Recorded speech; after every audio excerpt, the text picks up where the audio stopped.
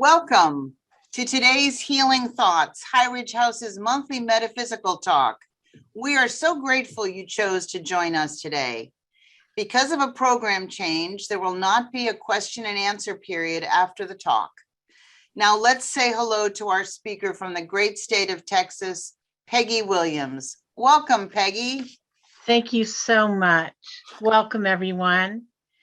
And thank you, High Ridge House, for the lovely invitation to be with you all today. I've had many experiences with Christian Science nursing from different perspectives, as well as Christian Science nursing facilities.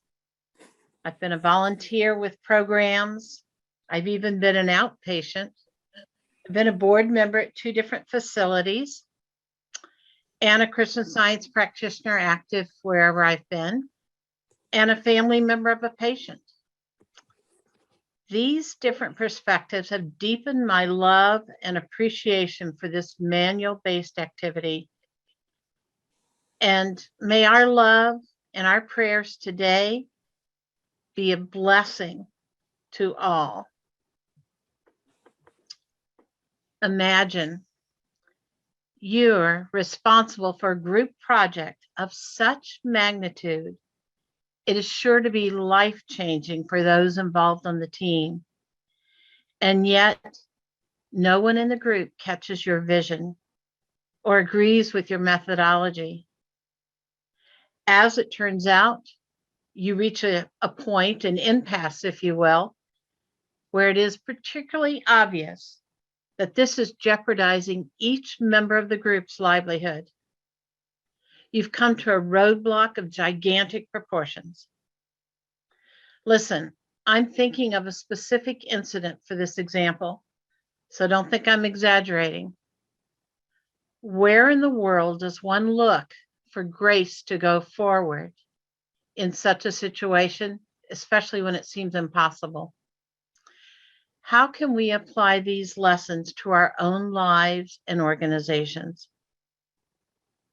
My prayer for today's podcast is that we all will find the inspiration that propels us forward, gives us strength, energy, and insight to remove the specific stumbling blocks, such as lethargy, discouragement, or fear, that would attempt to thwart progress or derail our relationships, or even try to reverse or block healing. Back to the man that's been thrust into this dubious leadership position. Did I mention there's a conglomerate in the mix that has just done a major downsizing of their workforce, but the CEO is regretting the decision. He has grounds to take legal action against the young man and his team, but he decides on aggressive arbitration, and I do mean aggressive. His team ambushes this bedraggled group in a way that removes all options for negotiation. The maneuvers are over. The only obvious next move is to surrender to defeat. Let's tune in to the live stream breaking news feed and hear what's happening. The opposing forces have just appeared on the horizon, thundering into view as if they have weapons and chariots. Their target group is backed against an impossible situation that looms like the Red Sea, and their daring leader, Moses, steps out and addresses his team. Fear ye not, stand still, and see the salvation of the Lord, which he will show you today. For the Egyptians whom ye have seen today, ye shall see them again no more forever. The Lord shall fight for you, and ye shall hold your peace. Now, with this familiar story in mind, let's take a look at this strategy and break it down into manageable steps. First, cast out fear. Many scriptural references say, fear not, and they are often voiced by angels, God's messengers to man. And John tells us there's no fear in love, but perfect love casteth out fear. Consider Mary Baker Eddy's gentle but specific counsel in Unity of Good. By a reverse process of argument, evil must be dethroned. First, God never made evil. Second, he knows it not. Third, we therefore need not fear it. She goes on to say, try this process, dear inquirer, and so reach that perfect love that casteth out fear. And then see if this love does not destroy in you all hate and the sense of evil. You will awake to the perception of God as all in all. End of quote. I can't tell you how Moses prayed at this dire moment in his career, but I can share how I might pray under similar circumstances. Dear ones, you are safe in love's protecting arms. Your father, mother is here now, caring for y'all. Fear has no place and no power in your life, no power in your thought or in this case. Fear has no path to travel, no cycle to complete, no prophecy to fulfill. Fear never stopped action and its being, and it can't stop this treatment. It cannot interfere with the power of truth. Fear has no authority to accumulate or congregate. Principle disperses the crowd of fearful thoughts, banishes fear, and establishes right and unlimited thinking. Spirit is your creator. Matter has no substance, no place in your experience, nor can it be manifested in your thought or on your body. Life is the law of your being. The law of life, truth, and love underlie, overlie, and encompass your true being. Your protection is God established. Fear, pain, and disease are illegitimate and are annihilated in truth. Your good health and safety is God established, and nothing can undermine that. We rejoice to know that God is supreme. This treatment is protected by the law of principle and cannot be reversed. You are protected and embraced in the everlasting arms of love. You are safe, well, and you know it. So first, fear not. Second, stand still. The Message by Eugene Peterson paraphrases this verse. Don't be afraid. Stand firm and watch God do his work of salvation for you today. Take a good look at the Egyptians today, for you're never going to see them again. Doesn't this bring Psalms 46 to thought? Be still and know that I am God. The Passion interprets this: surrender your anxiety. Be still and realize that I am God. Mrs. Eddy tells us what it means to be firm. The Hebrew and Greek words, often translated belief, differ somewhat in meaning from that conveyed by the English verb believe. They have more the significance of faith, understanding, trust, constancy, firmness. Hence, the scriptures often appear in our common version to approve and endorse belief, when they mean to enforce the necessity of understanding. And in the chapter on Christian Science practice, our leader writes, be firm in your understanding that divine mind governs, and that in science, man reflects government. I'd like to share a healing example of the benefit of being still. We all know that the chaotic, violent scene of the shore, on the shore of the Red Sea, is going to have a right resolution. And it's important that we learn how to apply these lessons to our everyday lives. So let's leave Moses and the Israelites right where they are for just a moment while I share a healing that I had. Many years ago, when my second son was born, I was a young adult assimilating Christian Science and navigating a career and a busy family life. I had just figured out I didn't have to wait until I was my parents' age before I could have Christian Science class instruction. So I was planning to have that soon. I was still at the hospital. There had been a couple of lovely demonstrations with his birth, and I was excited to be going home the next day. A doctor and nurse came in to tell me the baby would not be able to go home because he was severely jaundiced and would need treatment right away, and it would last several days. I was surprised and a little teary. This was the first I'd heard of the condition, plus I had no idea what it was. They saw I was upset and said, "We'll wait to start treatment in the morning and we'll give you some time to let this sink in." As soon as they left, I grabbed my books, my Bible and Science and Health and Quarterly, and read the Bible lesson and tried to pray. Remember, I was still figuring out Christian Science as an adult. I didn't know that you could call a Christian Science practitioner since I'd had the baby in the hospital, or that I could have been working with a practitioner all along while I was pregnant. But I had been reading and studying the textbook and learning so much about the science of being and the truth about man.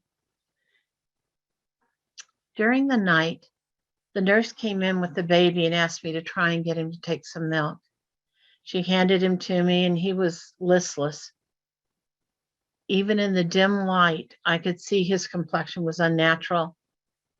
He wasn't interested in nursing, so I held him in my arms and I reached out to God with all my heart. I heard a voice say, "Be still. Know that I am God. It is He that hath made us and not we ourselves." Most of y'all will recognize this as a hybrid verse, a combination of verses from Psalms 46 and Psalms 100. I looked it up later and found that it was two verses that I had melded together in my thought. But it was the answer I needed at that moment. I was still. I quieted my thought, which was tempted to jump on the runaway fear wagon. I quietly reveled in knowing the great I am. God was right now present. This feeling was so tangible at that moment that all fear drained away. I felt so comforted and loved. Plus, I knew all was well with the baby. We snuggled back into the pillows. He slept, and I continued to ponder the rest of the message. I realized that despite 9 months of increased study and spiritual growth, I had fallen for temptation. No, I hadn't gone out and robbed a bank or anything toward like that. I had been taking walks in the hall and going past the nursery where they kept the newborns. This was in the olden days before they let the babies stay in the room with the parents. Oh, those babies in the nursery, they were all darling, especially mine. And my heart went out to the babies needing extra care and tubes in the NICU unit, the intensive care for newborns. But I realize now, in my desire to move and express dominion walking in the halls, I wasn't expressing mental dominion when I stopped to gaze in the nursery. I was on a slippery slope admiring cute babies and marveling at a material sense of creation. What a wake-up call for me to look to their innate purity and perfection as God's ideas expressed. The nurse slipped into our darkened room and took my baby back to the nursery, and I went back to sleep with freedom. I had let go of anxiety and fear, and I felt the wonderful omnipresence and omnipotence of God. Now I knew we would go forward with grace, if you will, but there was no human planning in my thought. I was filled with an indescribable peace. In a few hours, I was awakened by a nurse handing me the baby and saying it's time to go home. We were so unprepared because of yesterday's announcement that we wouldn't be going home. My husband was at work. The baby and I took the elevator down to the business office to check ourselves out of the hospital. Nurses and doctors on the elevator admired my son and particularly commented on his beautiful complexion. My husband picked us up on his lunch hour. We were asked to check back in with a pediatrician in a few days, but it was confirmed there was no sign of jaundice. Now, back to Moses, standing on the shore of the Red Sea with the Egyptian army barreling down on the frightened Israelites, and he says, first, fear not. Second, stand still. Third, see the salvation of the Lord today. From the Christian Science textbook, now, cried the apostle, is the accepted time. Behold, now is the day of salvation, meaning not that now men must prepare for a future world salvation or safety, but that now is the time into which to experience the salvation in spirit and in life. Let's look at Mrs. Eddy's definition of salvation in the glossary of Science and Health. Life, truth, and love, understood and demonstrated as supreme over all. Sin, sickness, and death destroyed. Last week, our weekly Bible lesson focused on eternal life. This week's on truth understood. And next week, on the heart and soul of Christian Science, love. How can each of us take a stand to see and demonstrate salvation today? By understanding and demonstrating life, truth, and love as supreme over all, now, today. Think of the time that Mrs. Eddy and her friend Julia Bartlett went shopping for home furnishings. A rug, I think. The salesman was wearing a bandage over an eye. Mrs. Eddy quickly lost interest in her errand, and they left the shop. The friend returned a few days later, and the salesman hurried up to her to ask, "Who was that woman with you a few days ago?" When they left the shop, the cancer on his face began healing immediately, and now he was completely restored. Now, I'll admit to you that my errands have not been as dramatic, but it is amazing how quickly issues will be brought out from strangers that need healing when we are ready to love our neighbor. We've all seen it, an attitude adjustment before our very eyes. Let's set the scene. There's a grocery clerk and a cranky customer. The clerk gets more sullen or hurt by the moment. Mistakes increase. The customer becomes more unhappy or unruly. The customer may even turn to get commiseration from fellow shoppers. By the time you get to the clerk, she can hardly lift her eyes. But you're in the public practice of spiritual healing. You follow your leader and your master. Mary Baker Eddy says, love, love, love. In miscellaneous writings, we read, I will love if another hates. I will gain a balance on the side of good, my true being. This alone gives me the forces of God wherewith to overcome all error. You smile with genuine warmth. Divine love whispers an encouraging word for you to say. Within moments, hearts are softened. The clerk thanks you sincerely. Even the customer behind you smiles, grateful to have witnessed this Christly moment. There's another plus here. As you and the cranky customer that was ahead of you drive out of the parking lot, you both witness a car accident. Which one is more ready to pray and to be a practical healing help? Make sure you're not the cranky customer. An example from my experience. When I lived in Illinois, a store owner and I often had deep talks whenever I came in.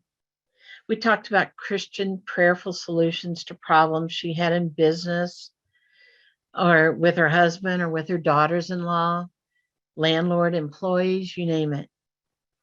One day I happened to be there when she received a phone call from her doctor's office. Her recent mammogram had a suspicious image on it, and she needed to come back as soon as possible, the next day, to have a second test performed. She was quite shaken and upset. We prayed together with the 23rd Psalm. I shared some other reassuring things from the Bible, including from John, "Let not your heart be troubled, neither let it be afraid." I offered to stay and drive her home when the shop closed, but she declined now that she was feeling much calmer. Later, when I got home, I called to share a passage from the book of James. Every good gift and every perfect gift is from above, and cometh down from the Father of lights, with whom is no variableness, neither shadow of turning. I talked with her about what the no variableness meant to me. No variableness in God's care for her or in her God-given health. No shadow could linger in her thoughts, such as fear, or in her body, or be imaged on this report. I offered to drive her to her appointment the next day, but she felt she could handle it. I did send some citations to take with her to read in the waiting room. She asked me to keep praying, and I agreed. The next day, she called, crying so hard I could barely understand her, but I knew they were tears of gratitude, and they were. The next time I saw her, I heard the rest of the story. The technicians were so impressed with how calm she was. I guess usually people that are called back for a next test are quite upset. And they asked her what was her secret. She shared with them some of the things we had prayed with. When the test was done, the normal procedure would be to wait a few agonizing days to hear the results from the doctor. But the lab technician said it was clear there was nothing there, and she would hear a confirmation from the physician, which she did. My friend was absolutely sure it was God's hand that I was in the shop at that very moment of the call. So was I. It was an example of the public practice. The next time my branch church sponsored a Christian Science lecture, how hard do you think it was to invite her? She eagerly accepted. Be generous with your lives. Mrs. Eddy understood life, truth, and love as supreme over all and demonstrated it. She published a textbook for us to study with the Bible so that we could do this too. Continuing parsing the steps that Moses proclaimed. First, fear not. Second, stand still. Third, see the salvation of the Lord. Fourth, the Egyptians whom ye have seen today, you shall see them again, no more forever. The voice translates this way: don't be afraid. Stand your ground and witness how the Eternal will rescue you today. Take a good look at the Egyptians, for after today you will never see them again. The Egyptians represented bondage to the people at that time. The Israelites were slaves in Egypt. So we might paraphrase, take a good look at that which enslaves you.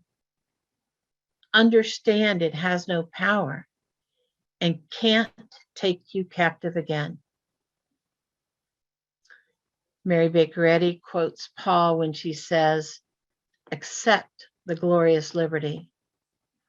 The full passage is, Christian Science raises the standard of liberty and cries, follow me, escape from the bondage of sickness, sin, and death. Jesus marked out the way. Citizens of the world, accept the glorious liberty of the children of God and be free. This is your divine right. There are all sorts of stumbling blocks that try to trip us up or make us break the second commandment and bow down to them, take us captive even. If you have ever been overwhelmed, drowning in deadlines, out of time, or panicked, you might appreciate this next demonstration. I'll be brief. If you haven't been in this situation, you'll find other instances in which truth can be effectively applied in your experience. When I was a mom of two young, very active boys, I was also a full-time Montessori teacher, very engaged in branch church work, and I was active in the Boy Scouts.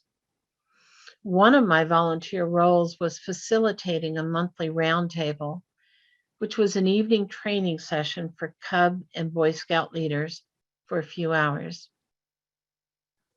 It involves ceremonies, how-to crafts, games, skills, procedures, and breakout sessions. One particularly busy month, I reached my planning deadline with nothing on the agenda.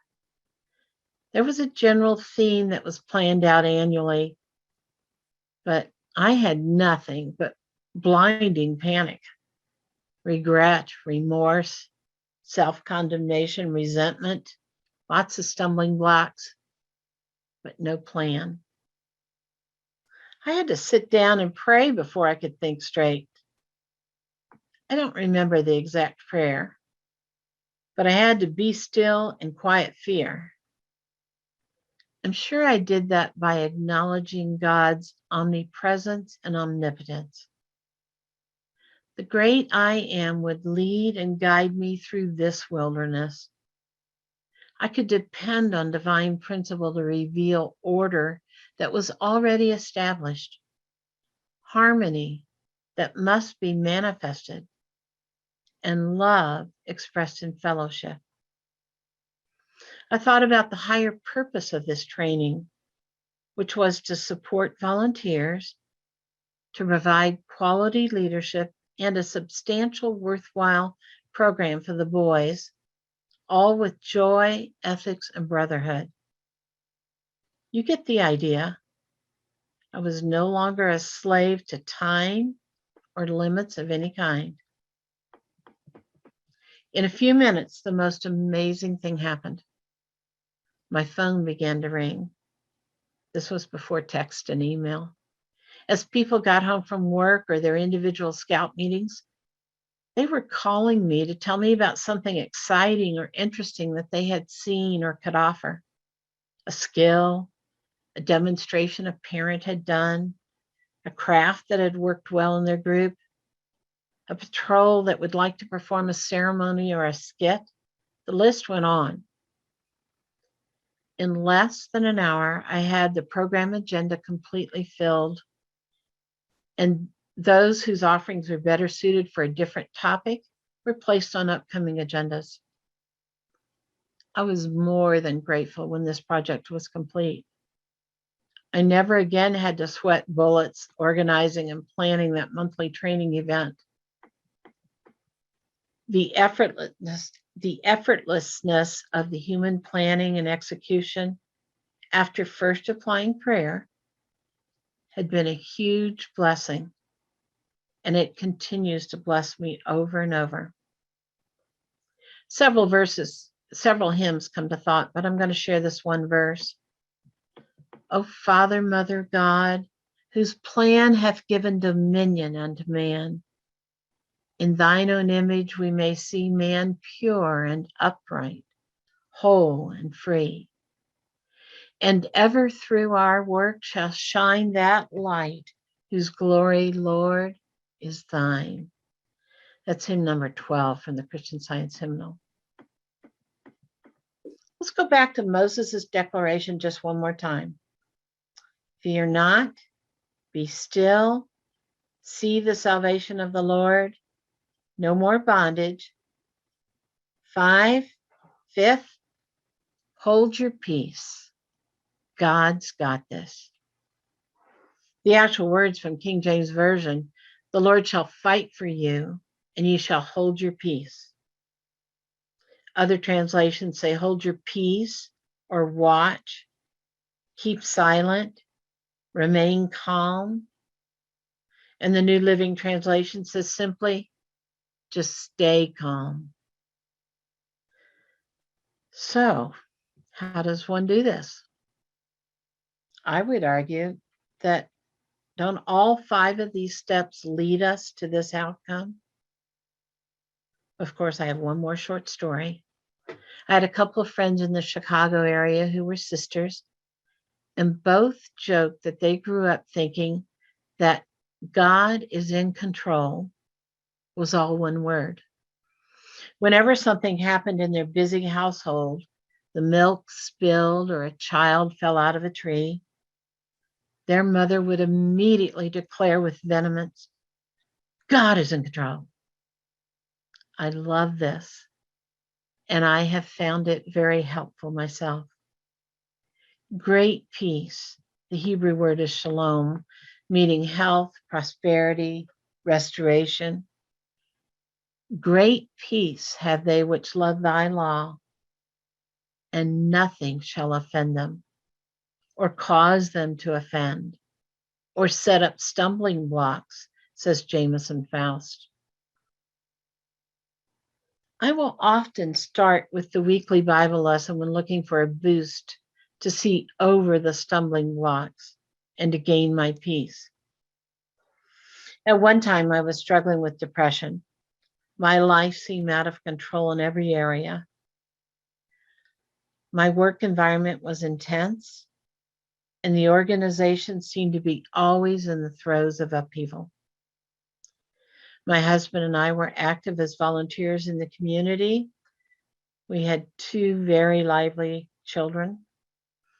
Our home was constantly buzzing with activity. Forget having quiet time. This was a command post for crisis management. I didn't think I was getting anything out of my spiritual study during this time, but I knew the value of the weekly Bible lesson, and I persisted, even if it meant a million interruptions, until I completed my day's spiritual breakfast, which in real time might be my bedtime snack by the time I finished. But I did persist, and just as a small drop of water can wear away a stone, so did I see a proper adjustment in my work, in our home, our children, and most importantly, my outlook. My life was redeemed through spiritual understanding. My joy was restored. I have gained a sense of peace that is so profound. I know it's the kind that Jesus is referring to when he says, peace I leave with you. My peace I give unto you. Not as the world giveth, give I unto you. Let not your heart be troubled, neither let it be afraid. And I know nothing can undermine that peace. And we have this assurance from Paul to the Galatians. He said, the fruit of the Spirit is love, joy, peace, patience, kindness, gentleness, goodness, faithfulness, self-control. Against such there is no law. Now, remembering that Hebrew Greek definition of peace that I mentioned, let's think about expanding this version of the verse. Peace, prosperity, restoration, and health I leave with you. My peace, my prosperity and health I give unto you. Not as the world giveth, give I unto you. Let not your heart be troubled, neither let it be afraid. Friends, this peace, this grace, this oneness with God is attainable. And it's only error that would suggest that you could separate yourself or can be separated from that which would nurture your prosperity and health, or the health and prosperity of your organization. I would like to read something to you from the book 12 Years with Mary Baker Eddy, the expanded version. The author, Irving Tomlinson, is quoting Mrs. Eddy as saying, the harder it is to pray, the harder we have to pray. No false claim of criticism, condemnation, envy, jealousy, fear, malice, or revenge entertained by any of whatsoever name can prevent, impede, or hinder seekers for help in science from finding it, nor delay, nullify, or reverse the permanent healing benefits of the fervent, effectual scientific prayer, which availeth much. You cannot be made to believe one suggestion that is told you mentally or audibly, except the truth. That's a lot of stumbling blocks listed there, and it's in the book 12 Years with Mary Baker Eddy, the Amplified Version, and it's on page 107. I do specific prayer before studying the Bible lesson. It's different each day, but here's an example. Dear Heavenly Father, I know that there's only one mind, divine principle. This mind, eternal law, is governing and protecting me and all.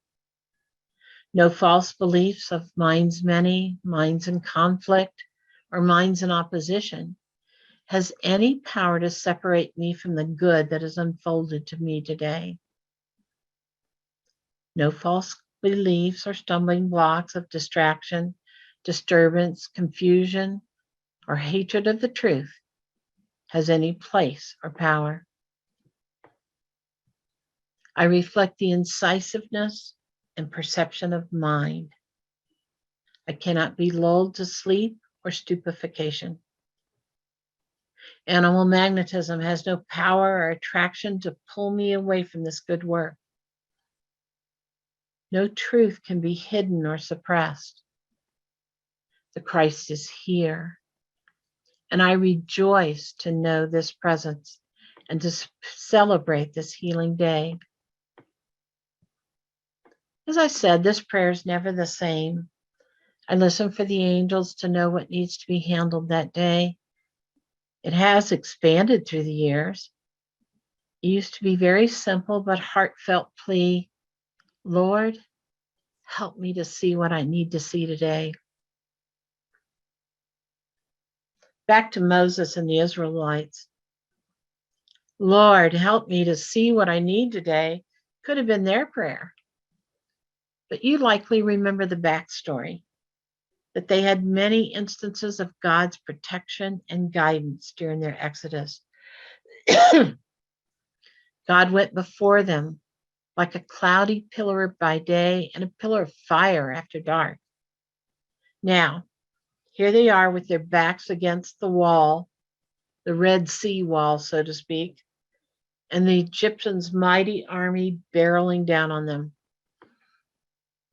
After this proclamation from Moses to fear not, stand still, and see the salvation of the Lord, Moses turned, lifted up his rod, and stretched out his arm towards the sea, and a powerful wind divided the waters and made a path across that was like dry land for the Israelites to escape to the other side.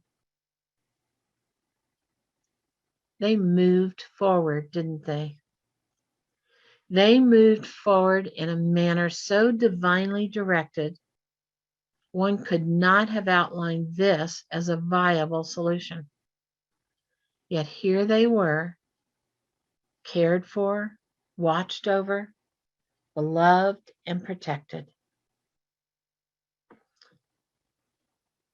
Let me read this one verse from Science and Health. Science and Health with Key to the Scriptures. As the children of Israel were guided triumphantly through the Red Sea, the dark and ebbing tides of human fear, as they were led through the wilderness, walking wearily through the great desert of human hopes and anticipating the promised joy, so shall the spiritual idea guide all right desires in their passage from sense to soul, from a material sense of existence to the spiritual, up to the glory prepared for them who love God. Stately science pauses not, but moves before them, a pillar of cloud by day and of fire by night, leading to divine heights. Friends, my prayer for us today is summed up in these two verses from hymn 278 in the Christian Science hymnal. Pilgrim on earth, home and heaven are within thee, heir of the ages and child of the day, cared for, watched over, beloved and protected. Walk thou with courage each step of the way. Truthful and steadfast, though trials betide thee, ever one thing do thou ask of thy Lord: grace to go forward, wherever he guide thee, gladly obeying the call of his word. Thank you all for tuning in today, and I hope you'll share the mission of High Ridge House with others. Maybe give your friends or fellow church members the link to their website so that they can learn more about Christian Science nursing. You'll also find other talks that High Ridge has provided as a gift for the community. Their website is www.highridgehouse.org. It has been a joy to be with y'all today. Thank you, Peggy, for such an inspirational talk. And thank you all for joining High Ridge House this Friday for another Healing Thoughts. See you next month.